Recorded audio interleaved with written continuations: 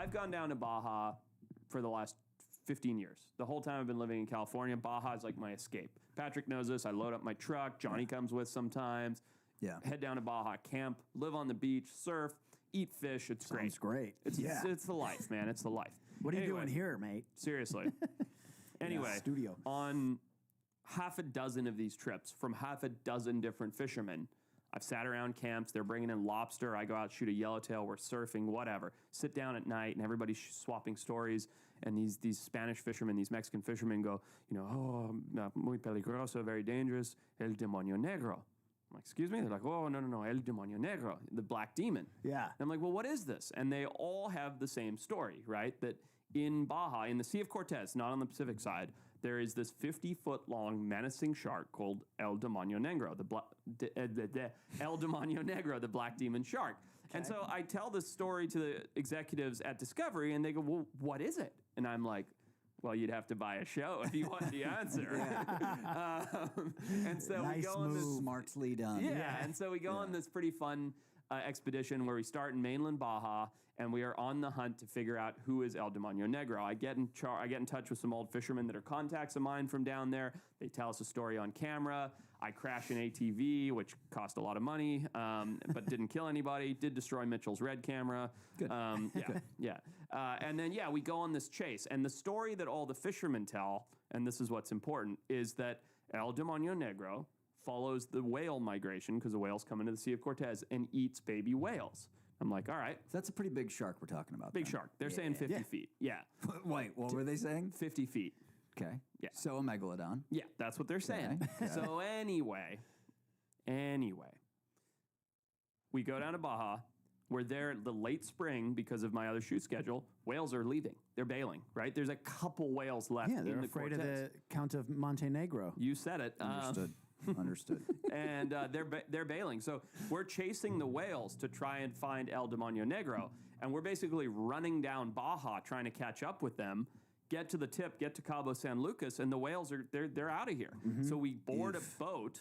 We got a 115-foot yacht and head out to the Revillagigedos Islands to look for the last whales where they would give birth before they take off towards Alaska. Wait, what was the name of the island? And can you look at Peter when you say it?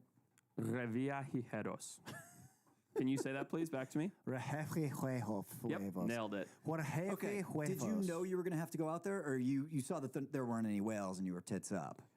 We had it as a plan B going into it, and then it became a plan A. Okay. Because I was just picturing Stephen Rockmales, who is the person who controls the financial part of the shoot. Yep. When you told him you needed the boat, what did he say? It's $30,000. It's $30,000. Everything's $30,000. Yeah. Every single thing. Yeah. I'm like, Steve, I need you to grab us a rental car for 2 days because we have 2 minutes. But it's $30,000. That's so true. He's very nasally. Anyway, so we head out there, and it's just incredible. It's the most verdant, lush, beautiful marine ecosystem I've ever seen. Dope. Huge manta rays. Tons of shark species. I think we racked up 16 shark species in total. Jeez. Galapagos sharks, there's makos, blues, duskies, silver tips, hammerheads, white tips, and the list goes on. And Sick. Just incredible, great visuals, super fun. And in case you haven't seen it yet, because it is still airing, I'm not going to give away the ending. But what we did, my opinion going into this in the first place, was that El Demonio Negro, the Count of Montenegro, as Peter would say, is actually a case of mistaken identity for another very large black shark that we did find at the Revillagigedos. Well, it's already aired, man. Come on. It's a whale shark. Is that this guy? So look, here's the thing. No, that's not a whale shark, Peter. No, Peter. Wait, how could they think... There's one in the bottom. Nope, that's not a whale shark either. This one? That one. Yeah. Okay. So they clearly are not feeding on whales. They're not feeding on whales. Right. They are feeding on the same thing as whales. Got it. So what's happening is the whales are coming into the Cortez, right? Yep. They're coming in to eat the very rich green zooplankton that's in the water. Mm-hmm. Okay, visibility's shit. These fishermen go out fishing late at night, first thing in the morning, it's low light. All of a sudden they see this black giant, because these things do get to like 43 feet long. Sure, yeah. And a 43-foot shark is a 50-foot shark. Come on. If you're, Right, if you're a fisherman in a 15-foot boat, you know what I mean? Yeah. Anyway, these whale sharks, which are slow moving, their eyes are on the side of their head, so they can't see directly in front of them, are coming out of the dark in this murky green water in, low light, bumping into boats around whales because they're also eating zooplankton and krill. Fishermen are panicking and going, El Demonio Negro, El Demonio Negro, and bailing out of there. Yeah. And so my conclusion, and I could be wrong, but is that there is not a 50-foot demonic shark. There are 43-foot black whale sharks in low light that are bumping into boats because they do that. Yeah. And scaring fishermen, and it's perpetuated this legend that has just grown out of proportion. And so we went on this mission, found the whale sharks, and said, I think this is it.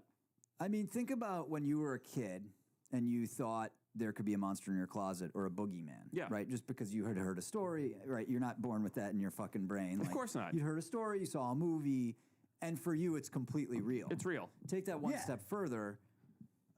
Someone you really trust or you had something in low light that's 40 plus feet bump into your tiny boat and it's black and you've heard this story, it becomes real straight away, and you're going to tell everyone you know that there is this real thing, and it's absolutely real. We've talked about it many times on the podcast. This is how most of the cryptid stories 100%. begin. It's a case of mistaken identity, right? Yeah. Also, have you ever met an honest fisherman? No, that's the whole thing, right? I don't think I've ever met a fisherman. So, well, I've seen Forrest and Johnny and his spearfishing buddies, and I know how they photograph their catches. And there's like out here. The camera's very close to the fish and very far from the human. That's what I mean. You've never seen an honest fisherman. So they're all, every fish is bigger than it ever was or more than it ever was. Pull up a picture.